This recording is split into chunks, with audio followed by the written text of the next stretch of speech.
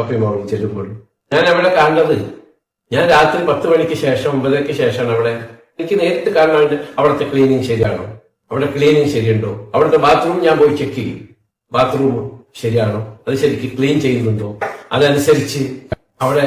കാരണം ഒരു സ്ഥാപനമോ ഒരു വീടോ എന്തുണ്ടാക്കലല്ല ആവശ്യം കാര്യം. അത് ഉണ്ടാക്കുക എന്നുള്ളതാണ് ഒരു കാര്യം. പക്ഷെ ഉണ്ടാക്കി കഴിഞ്ഞാൽ അത് മെയിൻറ്റെയിൻ ചെയ്യുക എന്നതാണ് ഏറ്റവും ഇമ്പോർട്ടന്റ് ആയിട്ടുള്ളത്.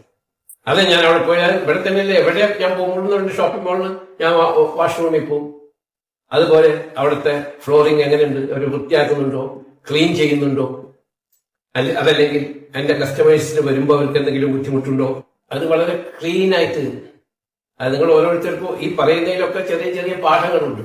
വീടായാലും ശരി, ഒരു ബിസിനസ് സ്ഥാപനമായാലും ശരി, ഒരു ഓഫീസായാലും ശരി, ഒരു വെയർ ഹൗസ് ആയാലും ശരി, ഒരു ലോജിസ്റ്റിക് സെന്റർ ആയാലും ശരി, മെയിൻറ്റെയിൻ ചെയ്യുന്നതിലായിരിക്കണം നിങ്ങളുടെ ശ്രദ്ധ, അല്ലെങ്കിൽ അത് നശിച്ചു പോകും.